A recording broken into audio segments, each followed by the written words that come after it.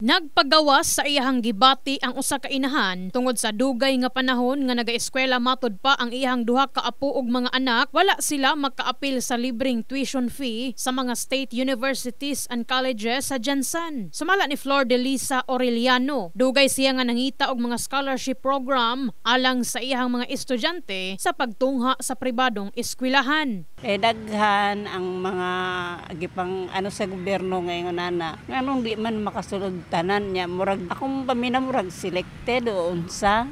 Pero sa una ba jud man kana kay Bamakino, nadungog na nanako pero anak ko asam ka mag-apply ani nga namay daghang mga yang mga mga advertise nga libreng kolehiyo. Ang estudyanteng si Joanna Fe, usa sa mga wala makaapil sa libreng tuition fee sa eskwelahan nga iyahang gisudlan. Apan naning kamot kini nga makahuman sa iyahang pagtungha sa kolehiyo. Dagan kay requirements pero kanang dili gud makasulod, kanang nagahago sila na magkuan atong mga requirements, magkuha ato nya, magkuan pagpila nga taas nga kanang lisod kay siya pang ang mga requirements tapos ang ending dili makasulod. Samtang naglaom sab si Sheena May nga dili na unta palisdan ang mga estudyante sa pag-apply og mga scholarship program ug nang hinaot kini nga dili mahimong basihan ang kaalam sa usa ka estudyante aron mahatagan og scholarship.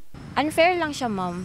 Kung i-base lang gid sa reaction na kay kanang school na murag na kapit-kapit god na makasulod kanina estudyante makasulod ni kay kailan ako ang mother ani ingana. So medyo unfair siya sa mga estudyante, ma'am, na gusto mag-avail ng scholarship pero dili sila ka-avail tungod wala sila access sa school po. Murag kinahanglan gid kaayo ang scholarship na kanang dili gud kailangan og kanang entrance exam para lang sa kuha, ma'am, kay namang gud uban, ma'am, na low learners good na pobre pod unya kinahanglan gapon og scholarship nang pagtuunan sa jud og pansin good, ma'am, na bisan dili kaayo bright is makasulod gapon sa scholarship kay isa mong good sa ginaano karon, ma'am, sa scholarship dapat ma-maintain ang grado. So murag ga-based lang pud sila ba kung bright ang estudyante, wala gyapon sila ga-based sa kung unsay ma-access sa estudyante na makaya ba aning pamasahingan ni ingana. Bisan pa man sa nakalatid na sa Republic Act 10931 o Universal Access to Quality Tertiary Education Act, ang libreng tuition sa tanang local universities and colleges og TESDA Vocational School, daghan matud pa ang wala naka-avail ni ini. Actually from last year pa po yan,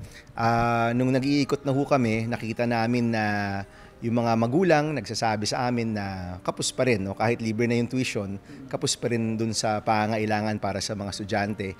Yung mga estudyante sometimes nagpa-part-time job pa para lang matustusan lahat ng mga gastos. Kahibaluan, ang maong balaod na aprobahan sa Pilipinas kaniadto pang Agosto tuig 2017 ug ang principal sponsor mao si kanhing Senador Bam Aquino. In the heart of changing lives kini sa Brigada Enami Mugpon, Brigada News.